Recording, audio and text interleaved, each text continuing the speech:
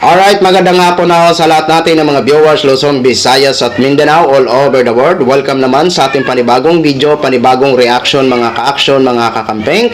May gusto lang po ako na i-share ho sa inyo tungkol po ito sa kaganapan ng ilan sa ating mga kababayan dyan kanina sa Korte Suprema na kung saan nagkaroon ho sila ng demonstration. Ano nga ba talaga ang kanila naman mga panawagan? Kung nakikita nyo po yan mga ka-action sa screen, ayan.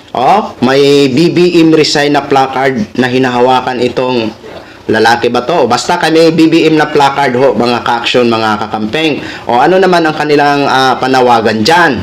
Ito na muna, bago tayo magtuloy-tuloy dyan, ito na muna.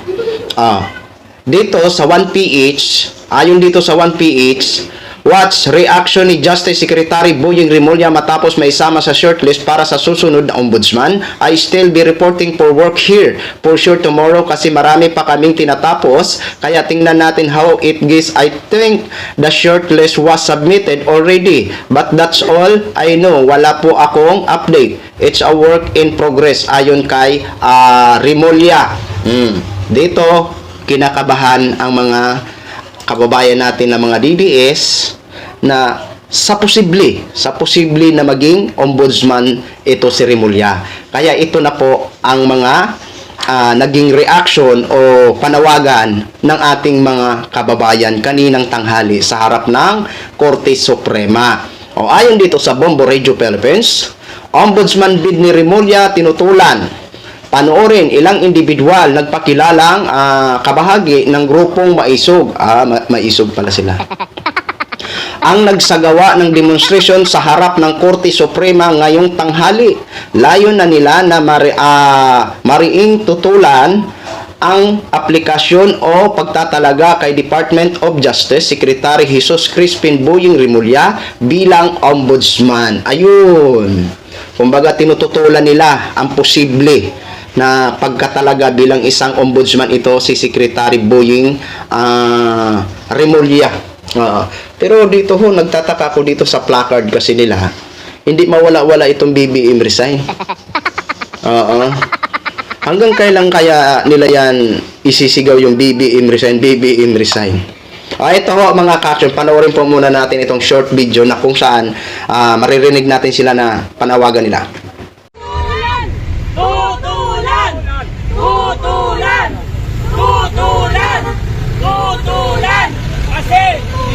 Rimulya ay isang tuta ni Marcos na magsisimula na naman ng pagwatak-watak ng mga Pilipino. Kaya tayo silang ordinaryong Pilipino ay tumututol sa gusto nila. Yun na ho mga ka-action, no? Narinig na ho natin ang kanilang panawagan. Ayon sa nagsasabi doon sa yung isang tao na ito daw si Boying Rimulya istuta ni Marcos at magsisimula naman daw ng pagkawatak-watak. Anyway, nagkandawatak-watak na ho tayo. Sa totoo lang. Magkaiba-iba kasing grupo natin. May loyalista, may kakamping, may DDS, etc. Nagkandawatak-watak ho tayo. Pero sa paniniwala at pananawagan at paninindigan. Di ba? Kasi magkaiba ang kanilang panawagan eh. Di ba? Ang tanong nga natin, ito bang panawagan nila? Para ba talaga ito sa bayan? Di ba? Kasi kung ang ating panawagan naman, para talaga sa bayan. Pangkalahatan talaga. Ano ba ang panawagan natin? Noong September 21. Di ba? Mga kurakot, kulong na yan.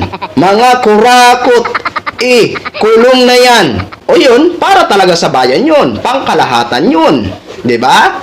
Na mapanagot itong mga di umano sangkot sa korupsyon. Diba? Kasi itong nagpapahirap sa bayan natin eh. Itong korupsyon eh. Tayo ang nagdurusa dito. Diba? Para sa bayan yun. Pangkalahatan yun ang panawagan natin. Ito sila. Pangkalahatan din ba yan? Diba? Sa tingin nyo ba yung panawagan na yan na BBM resign? Pangkalahatan din ba yan? Di ba? Yun yung mga tanong natin eh. Kunan nyo ng base ha. Pagre-resign ninyo ang isang nagtatrabaho, na halos wala na ngang pahinga si Mr. President Bongbong Marcos. Lalong-lalo na dito sa mga dumating na kalamidad sa atin. Di ba? O yun yung hindi na-appreciate ng ating mga kababayan. Pero tayo naman, na-appreciate natin ang ginagawa ng Office of the Vice President. Tulad na lang ng pagpapadala ng mga relief goods sa mga nasalanta ng kalamidad. Di ba? Ng ating mga kababayan. Malaking tulong po yun at maraming salamat. Although na may ambag po tayo doon. May mga ambag tayo lahat doon. Maging ang tulong ni Mr. President, may ambag pa rin tayo doon. Kasi, saan ba nanggagaling ang pondo noon? Siyempre sa tax ng taong bayan. Kaya may ambag po tayo. 'Di ba? Pero dito lang kasi ako naano dito sa BBM Resign. Hindi talaga nila mawala-wala yung BBM Resign. Oo. 'Di ba? Sa bagay, wala naman masamang mangarap eh. Pangarapin nyo na lang yan. Yeah? So yun lang ho mga ka-action, mga kakamping no, share ko lang ho sa inyo yan. Maraming salamat po sa lahat natin ng mga viewers Luzon, Visayas at Mindanao all over the world. Ako po ang inyong lingkod, si The Action Man. Have a good day, everyone.